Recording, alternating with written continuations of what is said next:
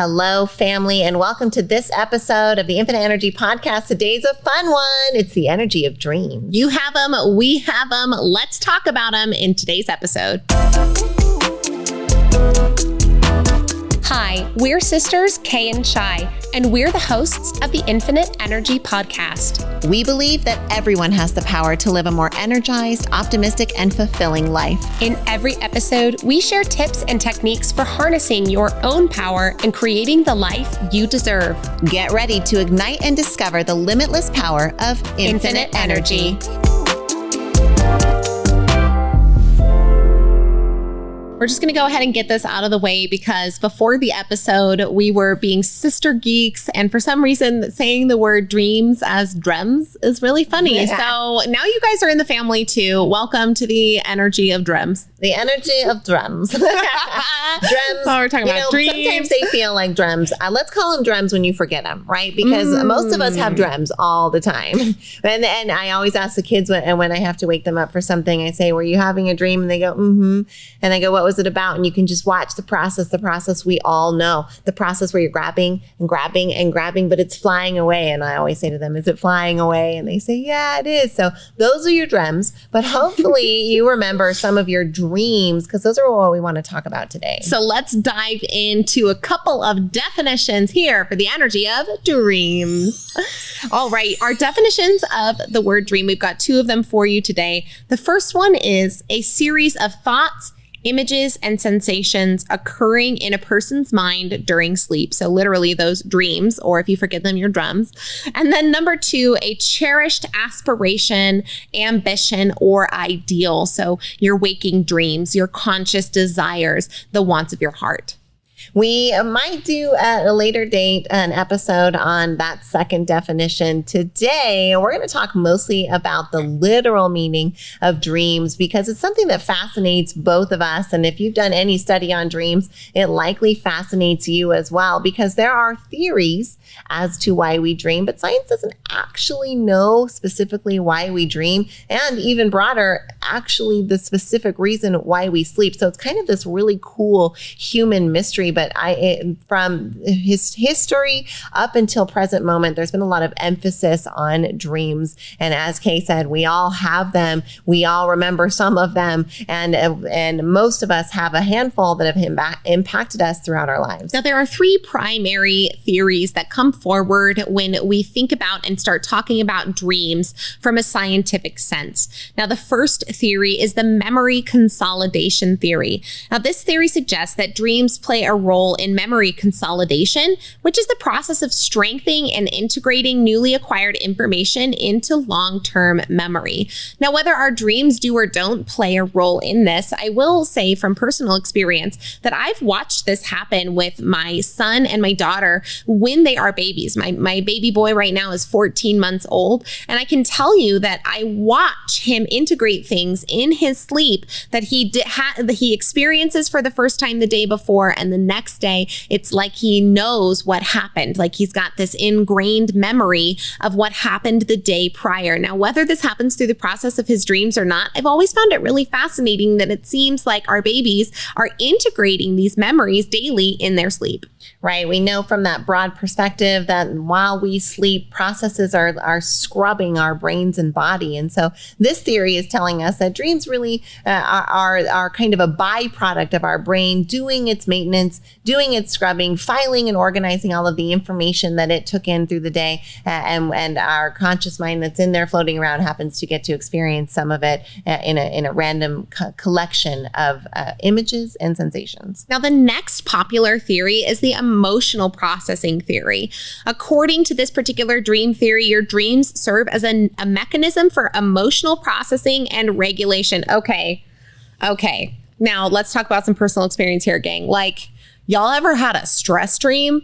Like you wake up and you're sweating, or you wake up and you're like, you forgot something, or you're late for something and your adrenaline is pumping, right? Emotional processing is likely something that you have experienced firsthand from your dreams. Right. In this theory, we're talking about the fact that dreams really provide a safe space for an individual to explore emotions, to process interactions, to consider responses and reactions to different things. So being able to have this internal space where our conscious mind is freed so that our subconscious and unconscious mind can process the emotional waves that were happening throughout the day is an interesting take. And I know, as Kate, you mentioned, right? I think we probably all had those things where we've been stressed from a dream or something is really stressing you out in real life. And then it stresses you out in your dreams. Sometimes I'll wake up and say, I worked all night. Have you ever had that before? You work through your dream all night. We've all been there, right? We've done that.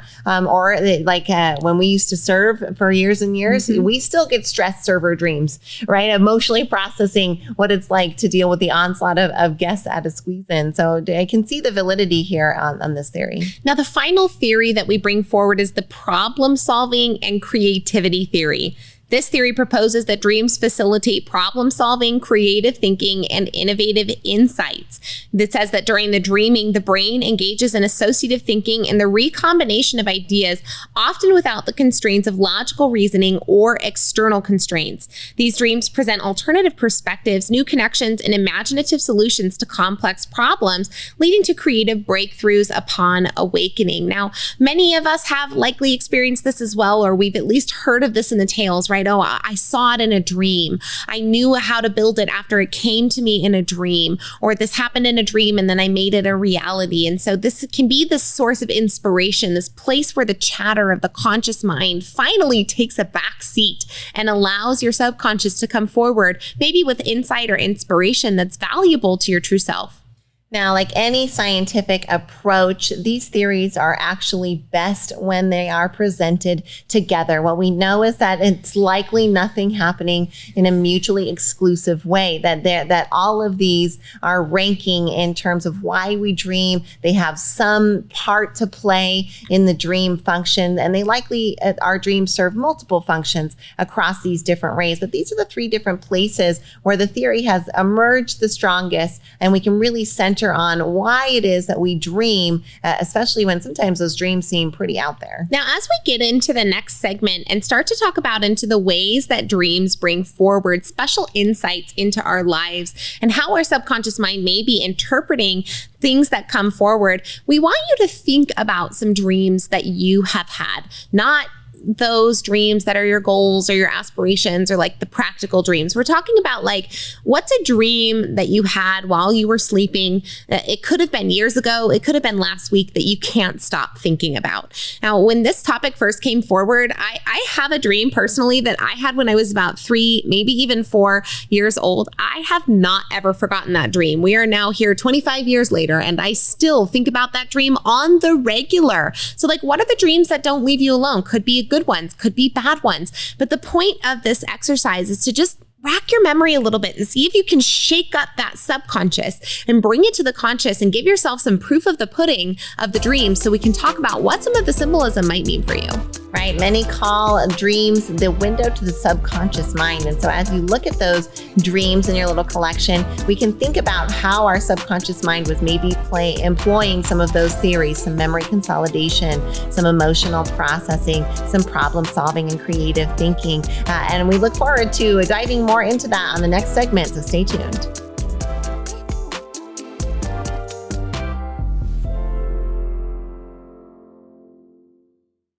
We're talking leadership this week, and one of the organizations we are so proud to be at the helm of is the Neuroencoding Institute. We got to co-found the Neuroencoding Institute alongside Dr. Joseph McClendon III, amazing world-renowned neuropsychologist and incredible mentor and teacher. If you're at all interested in learning more about what the Neuroencoding Institute does and what it can do for you, please visit neuroencoding.com. You're enjoying this episode on Angel Phoenix Productions Podcast Network. To explore a complete lineup of quality programs and media production services, head on over to angelphoenix.com or like our Facebook page at facebook.com/Angel Phoenix Productions.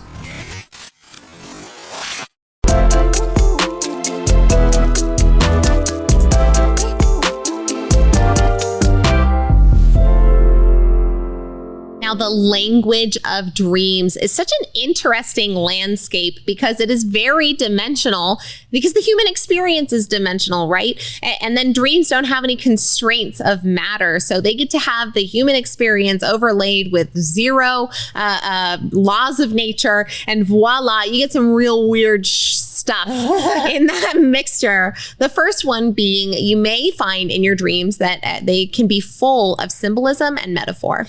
Right. They often present scenarios, objects, or people that can carry a deeper meaning. They can represent repressed desires, unresolved conflicts, maybe emotionally impactful things that you experience throughout the day or earlier in your life. Like our ability to analyze and interpret these symbols can often reveal for us hidden aspects of our character that weren't aware to us before. Sometimes it's about when you wake up asking yourself the reflective question of, was there something symbolic in the actions or the images that came to me in that particular dream?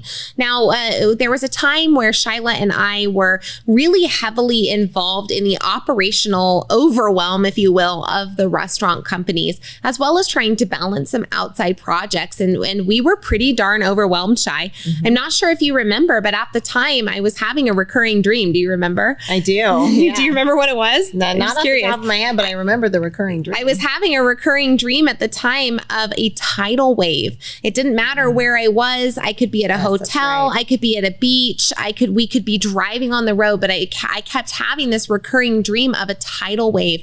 And as we kept asking myself of, what does this mean? What is the symbolism here? It really helped me to understand that I needed recalibration. We needed recalibration in regards to our work life in order to make things more balanced so that I wasn't feeling crushed emotionally and by this onslaught of operations that was happening. And this was really translating into my dream. So sometimes being able to look at the symbolism in your dream and say, what does it mean, can maybe give you an insight to emotions that you aren't willing to look at when you're waking. Similarly, I had a dream a couple of years ago while we were navigating some interesting business partnerships, relationships, some dissolving, some emerging. Just really, there was a complex kind of geography of business relationships that we were navigating. And I had a very vivid dream. It wasn't reoccurring. It was only once. It only needed to happen once for it to stick with me so heavily. But Kay and I were on a landmass and we were getting to an island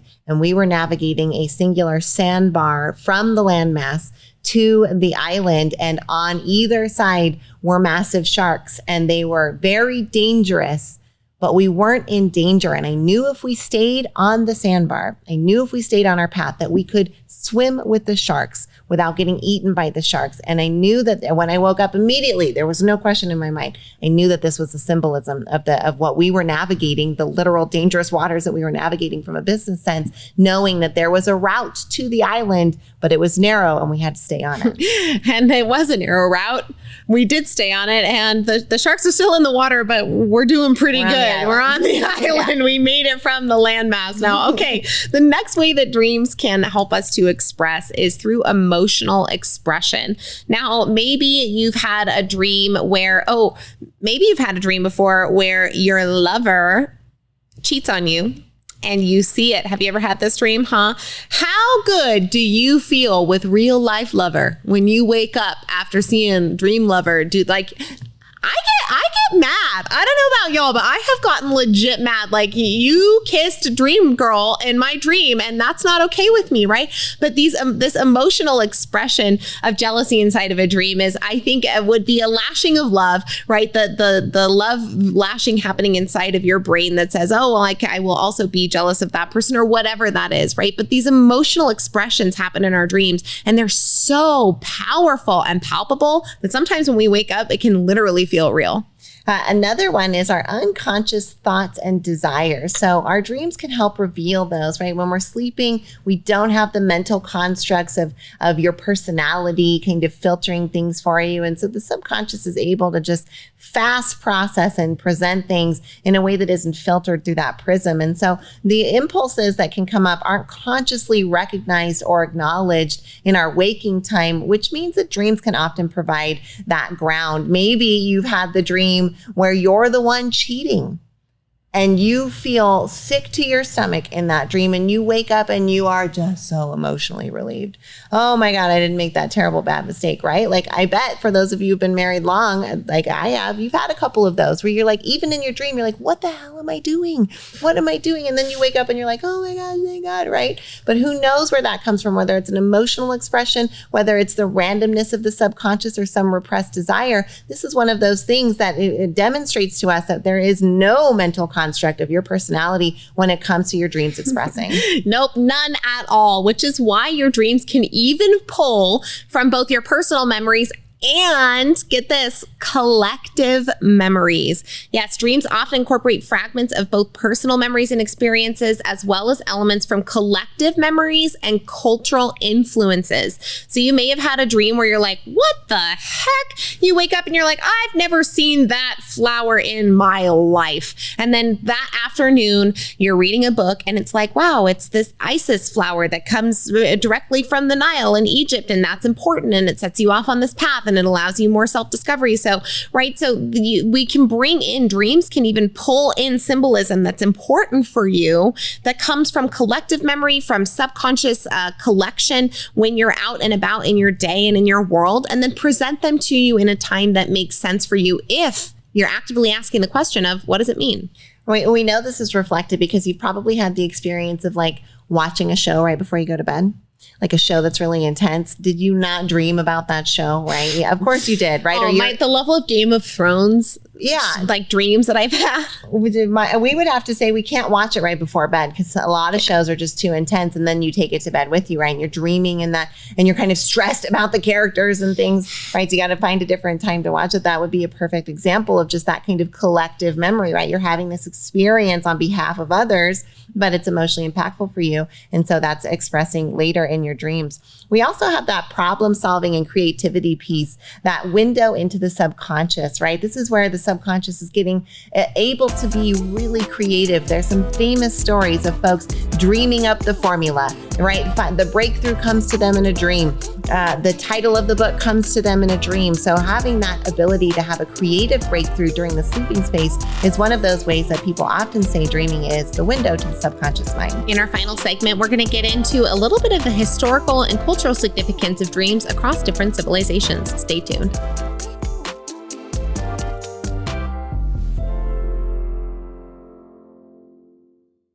One of our proudest business accomplishments is what we've been able to do with Squeeze In franchising.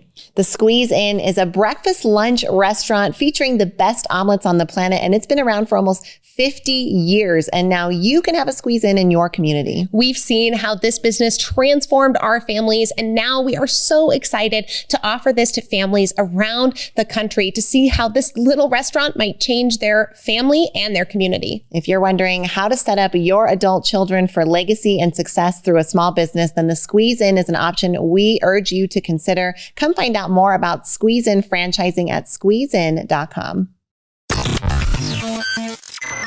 You're enjoying this episode on Angel Phoenix Productions Podcast Network. To explore a complete lineup of quality programs and media production services, head on over to angelphoenix.com or like our Facebook page at facebook.com/Angel Phoenix Productions.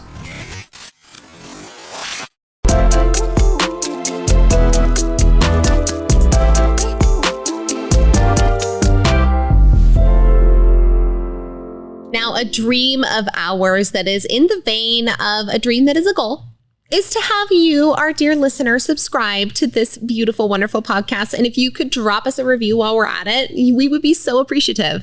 And while you're doing that, let's just, we haven't even talked about any songs that have dreams in them. Okay, so we got Dream Weaver. Okay. We got A Dream Is a Wish Your Heart Makes. You're on it. We got Dreams from Tangled. I got some dreams. I got some dreams. See, I for some reason I'm only thinking of that one Fleetwood Mac song, and I can't think of anything but the. So that song. Yeah. But it's called Dreams, right? Okay. Well, and then what about Aerosmith? Dream on, a dream on, right? Okay.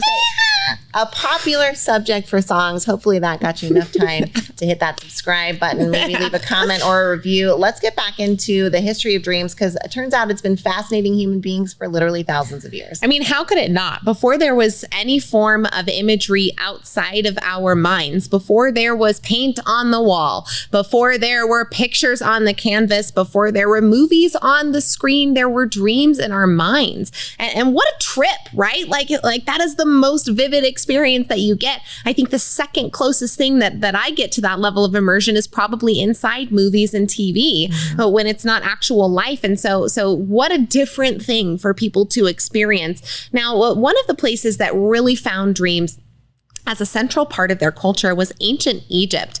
Now, dreams held great significance in ancient Egyptian culture and were considered a form of divine communication.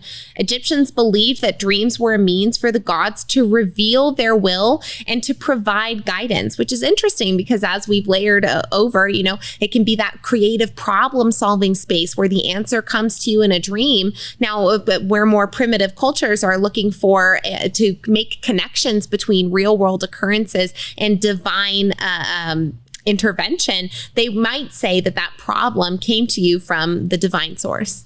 I think it's fascinating to look at how the ancient Egyptians considered dreams and treated them. They believed in the concept of prophetic dreams, right? So really thought that some people had the ability to have dreams that would foretell the future or future events. They also had a complex system of dream interpretation, often consulting priests or dream interpreters known as mystagogues. That's pretty cool. Right? I like that one a lot. Now, dream interpretation in ancient Egypt involved analyzing symbols and actions and emotions within the dreams, as well as their potential connection to the waking life or to future events. Now, we're not saying that the ancient Egyptians were right or wrong in this, but maybe there is some validity here for you to start doing some self-examination on your dreams as you have them and as they may have meaning for you. Now, the ancient Greeks also found a lot of meaning within dreams. Dreams played a prominent role in the Greek culture as they were seen as messages from the gods or reflections of the dreamer's psyche.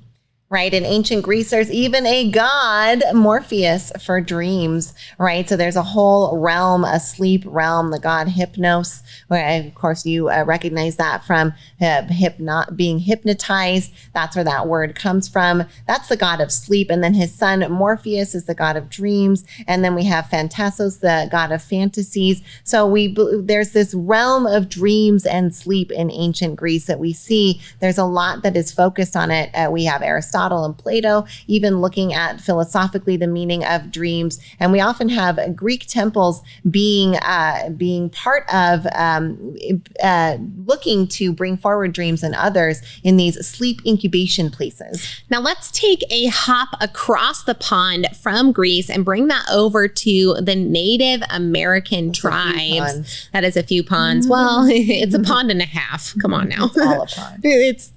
Isn't it? Yes. The ocean, right? What we're not getting into that right now. Anyways, Native American tribes found a lot of significance in dreaming. They had rich traditions and beliefs that surrounded dreams, and they considered them a source of spiritual insights and guidance. Dreams were seen as a way for individuals to communicate with the spirit world, ancestors, or with their animal spirits.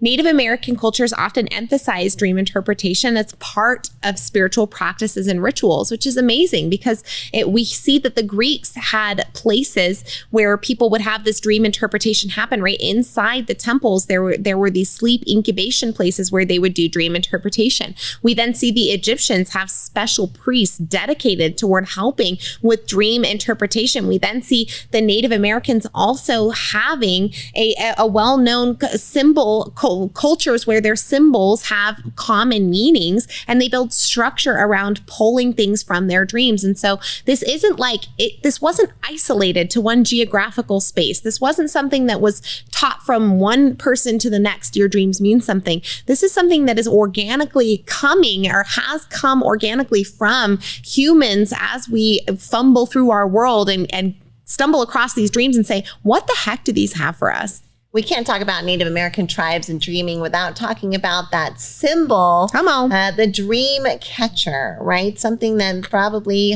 you had one in your room. I know I had one. It was a fun thing you got to pick Still out have one. at fairs, right? My youngest daughter has one. The dream catcher is a Native American cultural symbol that's believed to filter out the negative or harmful dreams while allowing the positive and meaningful ones to pass through. So you hang it in your room, by your bed, so it can be that dream catcher. And as a kid, my dream catcher gave me some comfort when I, about nightmares, like, oh yeah, the dream catcher was like, it was like your cootie shot, right? Like, it didn't do anything, but it kind of made you feel better. And I think that it's a really neat cultural symbol that we get from the Native American tribes. We also know that that many tribes would collectively come together specifically to talk about their dreams. So again, we're seeing from many different cultures that dreams are something that are revered, discussed, analyzed, debated, and philosophized. So whether you're having dreams or maybe you're having drums,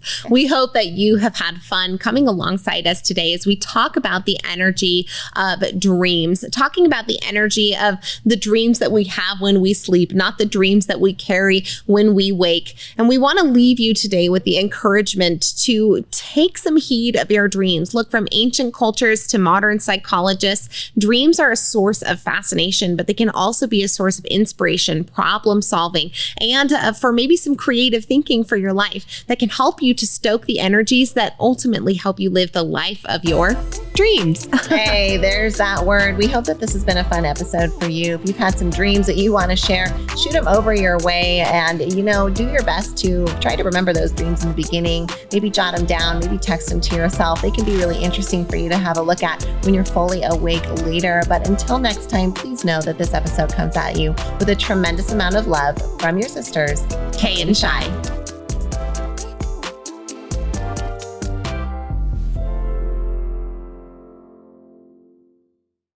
This podcast was a production of Angel Phoenix Productions. Explore more episodes of this show or other great shows on the Angel Phoenix Podcast Network by visiting angelphoenix.com. The views expressed in this show do not necessarily represent those of Angel Phoenix Productions or its advertisers and may contain language that's unsuitable for younger listeners.